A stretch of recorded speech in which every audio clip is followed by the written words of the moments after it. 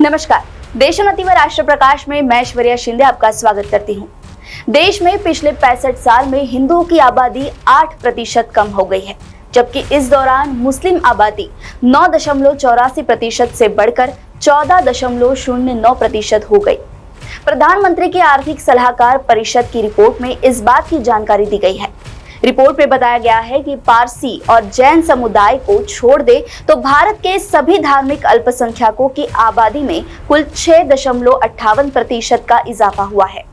Report में यह भी बताया गया है कि बहुसंख्यक आबादी में गिरावट के मामले में भारत दूसरे स्थान पर है। प्रधानमंत्री की आर्थिक सलाहकार परिषद की रिपोर्ट के मुताबिक देश की आजादी के बाद से 1950 से 2015 के बीच हिंदुओं की आबादी कम हुई है। वहीं दूसरी ओर जहां मुस्लिमों की आबादी में काफी इजाफा हुआ है। इस रिपोर्ट में आजादी के 65 सालों के दौरान देश के विभिन्न समुदायों की आबादी का ब्यौरा दिया गया है। रिपोर्ट में बताया गया है कि 1950 में भारत की हिंदू आबादी 84.68% थी, जो 2015 तक घटकर 78.06% हो गई। इस दौरान मुस्लिम आबादी का हिस्सा 1950 में 9.84% से बढ़कर 2015 में 14.09% हो गया। आर्थिक सलाहकार परिषद की रिपोर्ट में देश के जैन, बौद्ध, सिख, ईसाई और पारसी समुदाय की आबादी की भी विशेष जानकारी दी गई है।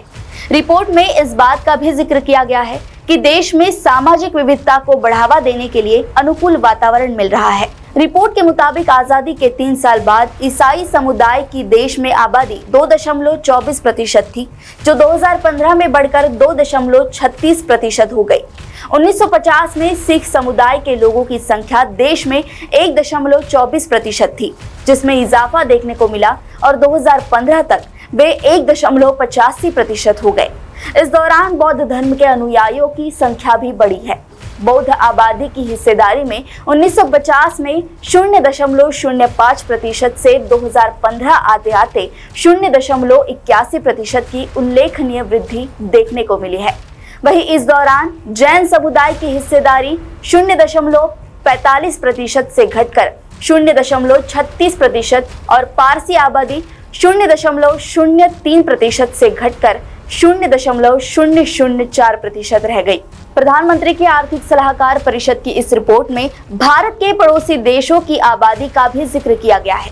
रिपोर्ट के मुताबिक जिस तरह भारत की जनसंख्या में अल्पसंख्यक समूहों की हिस्सेदारी बढ़ गई है, उसी तरह से पाकिस्तान और बांग्लादेश में भी बहुसंख्यक आबादी वाले मुसलमानों की हिस्सेदारी बढ़ी है। रिपोर्ट में बताया गया है कि बहुसंख्यक आबादी में गिरावट के मामले में भारत दूसरे स्थान पर है, जबकि पहला नंबर म्यांमार का है।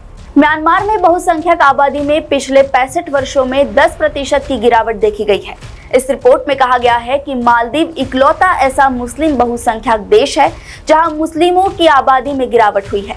वहीं बांग्लादेश में बहुसंख्यक धार्मिक समूह की हिस्सेदारी में 18% की वृद्धि हुई।